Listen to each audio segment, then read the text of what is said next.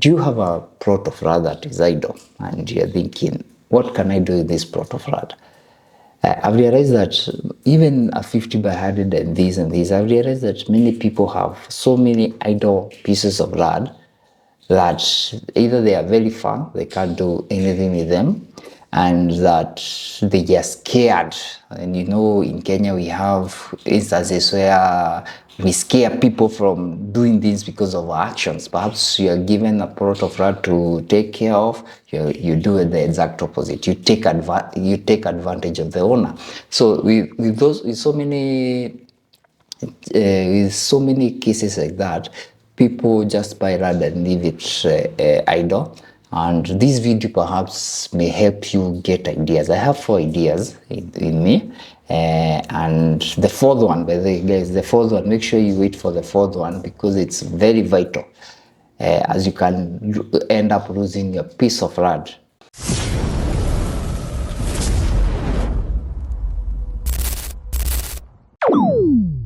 So I saw a video by, the reason I am reading even this video is because I saw a video by, that lady is naturally, naturally Kendi, I've never, Natural K-Tendi, Natural K-Tendi, and K-Tendi, something like that, and she does real estate vlogs and so. So when I saw a video in her channel where they say she transformed a 100 by 100 plot to a luxurious cottage at 1.7 million. Now, these cottages, I'm not saying it's expensive, but the way it's built and the outlook, it's basically a bedsitter. But the way, especially that outdoor kitchen, the amenities, the cabros, those gazebos and everything that they've done, considering it's in Nairobi and they're offering a service, it's reasonably priced. It's reasonably priced. And I assume it's for the whole process. She said it's for the whole project other than the borehole, because borehole is another thing entirely, which is very expensive. So guys, if you are looking for something, you can go in this direction. Like I have guys, I farm, and I have a farm which is about 1 acre plus. So that farm, even this idea I have, but mine, I will go on the cheaper option. I've done a video about Kehingo cottages, and Kehingo cottages, they have these cabins, bed sitters, basically come like this one, and those cabins, they are made of wood, and it's the bad wood, Mokema wood. They just used waterproofing. They just waterproofed the wood with a varnish, and also they put some petrol. They soaked it in petrol and diesel. It consumed that. The ones that are used on the house, they consumed it with petrol. The ones that are outdoor, they put some diesel, and then they put a waterproof mask. And those cottages are there, and they have been there for almost 5 years plus.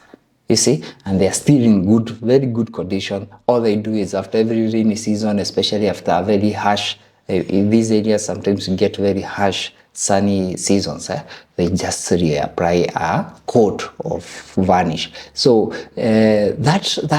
especially if you have trees, that may be a good approach. But be careful of dreaming too much, because building any construction is expensive. What happens even with a bed sitter, you basically need something like, you also need a septic or a biodigester. You need a soak pit. And now the good thing about now, when you have those amenities with you, you can build others. Now the challenge with this is when you put it on Airbnb, the management is tricky, but it's still achievable. Okay, it's tricky, but still achievable. There are companies I've seen nowadays that are managing on behalf. You see, so also you can rent it out, but now renting it out, please come up with or you can just put it there and use it as your holiday home. You see, when you come to Kenya, or when you come from Nairobi, you can visit your piece of land. If you bought that land for to be used as somewhere to escape Nairobi or your busy life, wherever you are located, you can use that piece of land with that small cottage for a getaway, a personal getaway, because I believe you can achieve a personal getaway with about 500 Kenya if you are very intentional on saving those costs. And that word is very intentional. Now, second, you can plant trees. Now, there are trees that people plant we call them menyomai here in Kenya, or eucalyptus trees. When you, please avoid them. I've heard that they are not good for your farm, especially if you have future plans to farm that land. They may take away all the nutrients, and they have very deep roots. That's the disadvantage. I'm not a farmer. I don't know. I didn't do the research. It's something that as I'm shooting this video, I just wanted to say, please avoid the eucalyptus. And if you have to, seek advice. And the place I can send you for advice where people have proper research is One Acre Fund. One Acre Fund can be found in Nairobi, in central Kenya. And in central Kenya, you know where they are. There are some, I've seen them in Sagana, I've seen them in Baricho, I've seen them on your way to Nyeri. You can look at them. You can go to the offices, or even contact them online. Their number is just basically in their website, or they have a very big headquarters in Western, and they have a presence in also Southern Nyanza and some parts of Rift Valley that are near Western and Southern Nyanza. So guys, you can go to One Acre Fund. By the way, you buy seedlings at 5 shillings for very many different varieties of trees. And then on top, just even if you purchase one seedling, they will go and add you 50 seedlings for free. Go with 5 shillings, purchase one seedling, they will add you another 50 seedlings on top. So they are basically encouraging people to plant more trees. So you can go there, seek, and then they will guide you, which if you tell them this is where my plot of land is, they will guide you where to plant those trees. So I don't know whether that, anytime I go and buy trees from them, because I've done it twice, they always give me an extra 50 seedlings. So guys, you can go and plant trees. The good thing about trees is when you come, you have wood, or you can have shutter post. Trees are good in long-term investment. Any tree that will take 5 to 10 years for maturity, and they are good, perhaps especially for people who are abroad, you can just plant trees, and always plant before just at the beginning of the rainy season, so that they can get the ground well. And the One Acre Fund, I can assure you, they will guide you to the best type of trees that you can plant. Okay, another thing is do farming for low commitment products. What do I mean? Do not go to plant tomatoes, horticulture, because now that's active. That's a business. That's an active business that you are, or an active activity that you're taking part in. So avoid such. Just go for long-term products like trees, mango trees, avocado trees. You just need pruning and you shall get some ideas. Even I guess One Acre Fund sells some avocado trees. You can get them in Kakuzi, this Hass or Fuerte, even the rock ones. You will always get the idea. And I guess the rock one you will never need to spray, but sometimes you may spray if you have a very large plantation of them, because insects or pesticides will always be attracted by fruits. So you can do that. You can use just do a research of long-term products and fruits, but be careful when you're planting not to do very active things that you will be needed frequently, things that need to be sprayed pesticides after every 2 to 3 weeks, whatever. Things like pawpaws, avoid things like pawpaws.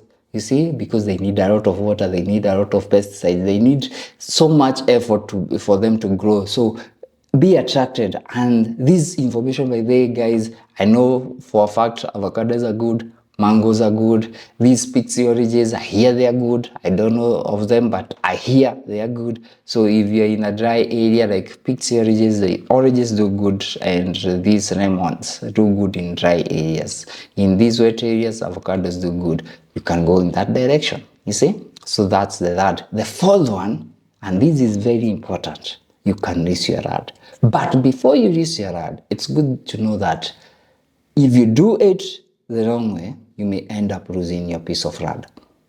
Assuming you have a piece of land, like an acre, a 50 by 100, 50 acres, and you don't use it, and you let people in your land verbally, with verbal contracts, something that you can't prove.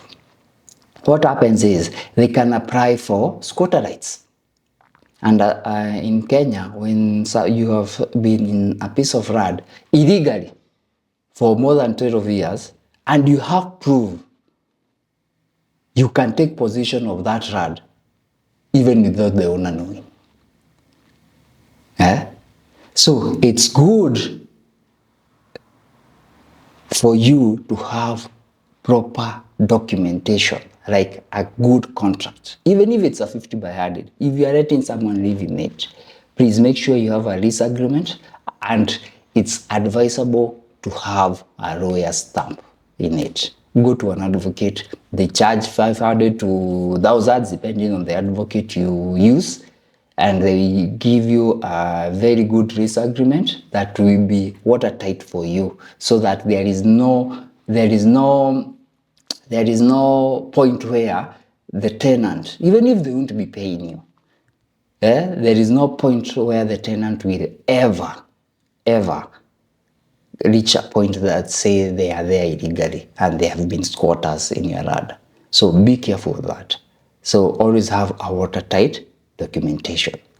And it's basically especially land issues I've seen that. I've seen someone lose from an acre, lose a quarter because they let someone there. Just there in my village. Guys, this is not stories, this is reality. So anywhere you don't have documentation, and the good thing of having that documentation is that when you need that RAD, you should just use the same documentation, give them any time from 6 to 1 year time for them to sort themselves out and leave your RAD. You see, that's the good thing with proper documentation. Now, with poor documentation, you may end up being in the tribunal court. You may end up having wrong cases for no reason, and you list it. So when you're listing it, do it the right way, guys. Please have proper documentation. So thank you. I just wanted to share that video because I realized that most of us have no idea what to do with your piece of land. And if you have another idea, guys, please share. You can share on the comment section, and we really appreciate. So guys, I like my comment section. It's very vibrant and very active. People, especially if I talk of a topic that it's connected to our day-to-day life in Kenya, people really love to get part and get engaged with it. So guys, thank you. I appreciate you for being here up to this point, and yeah, thank you. Cheers, guys. Bye. See you next time.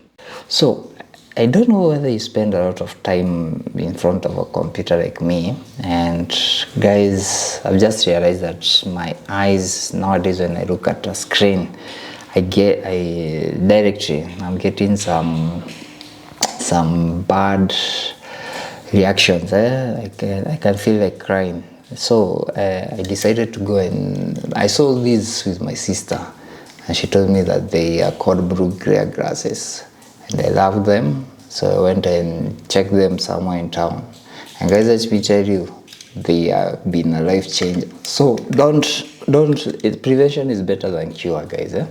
So I have no issues with my eyes, but I believe prevention is better than cure because they are preventing that blue gray.